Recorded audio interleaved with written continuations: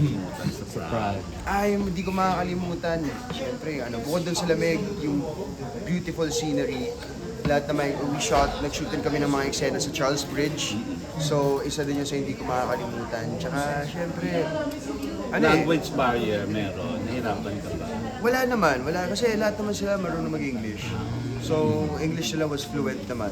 So, wala naman naging language barrier sa amin, sa aming cast, tapos sa mga production people from Prague. Wala naman. Tapos Paolo, nakilala ka before, di ba, na medyo sexy actor ka. Dito, very wholesome ang role mo, di ba? Yes. Yeah, Hindi very ka ba wholesome. dito? Meron naman. Sa Meron Puerto Galera. sexy. Sa Puerto Galera, oo. May mga eksena naman na medyo, hindi ko naman masabing sexy, pero parang sabihin nating steamy. Wow. Medyo mainit. Love scene. May love scene kayo. Love Parang scene. wala Meron. naman. Meron ba? Pero hindi siya gaya ng mga ginawa ko dati na love scenes, na talagang love scene or Steamy. love scene. Pero ito mas mas init-init.